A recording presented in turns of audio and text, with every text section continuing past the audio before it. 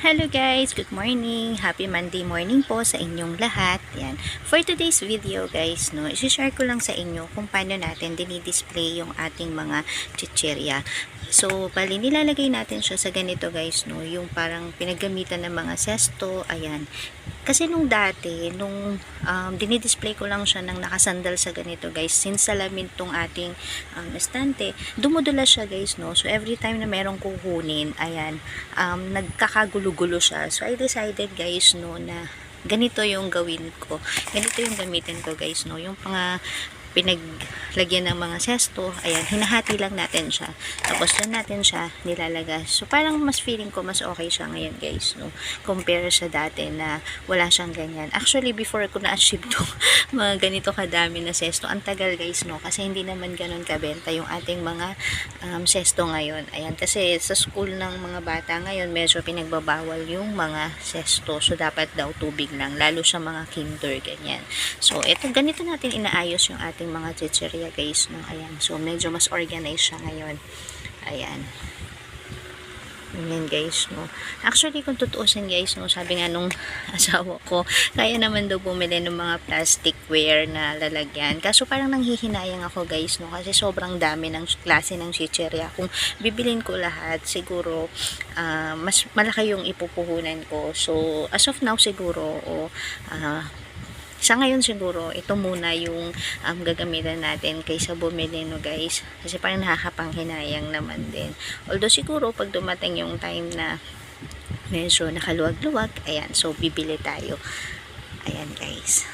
Ayan, so, iaayos ko muna lahat kasi marami pang mga baka-bakante guys, no? Pero marami tayong chichirya na nabili kahapon nung nag-grocery tayo. So, iaayos ko muna to sa shelves dito sa lagayan bago ko ipapakita sa inyo mamaya guys kung ano itsura niya kapag na-display ko na lahat. Actually, ayan, hanggang ilalim guys, no? Maraming bakante. Ayan. Ayan. So, magdi-display muna ako guys, no? Ayan. Mamaya pag naayos ko na lahat, ipapakita ko sa inyo yung itsura niya kapag naka-display na at puno na yung ating estante ng chichirya. Ayan. So, ayan guys, no, I'm back. Ayan, tapos na po tayong mag-display ng ating chichirya. So, napuno na po natin yung mga lagayan. Ayan.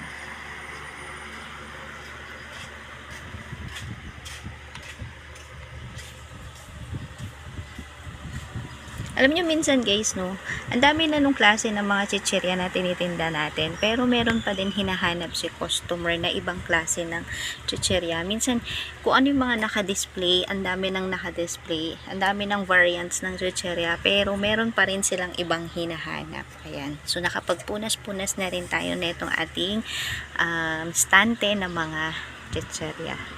So, ayan guys, no, puno na yan.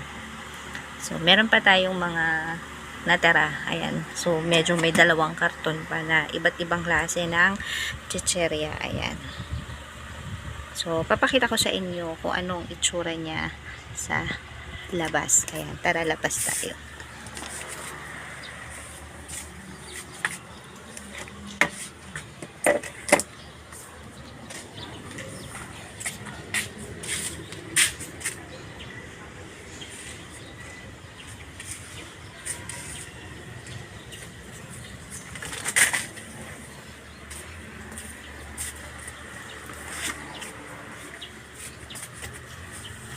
Ayan, so slight lang guys, no, kasi may mga dumadaan. Ayan, so medyo tinitingnan nila ako pag nag-video ako. Ayan, so yan lang yung share ko sa inyo guys, no. Happy selling!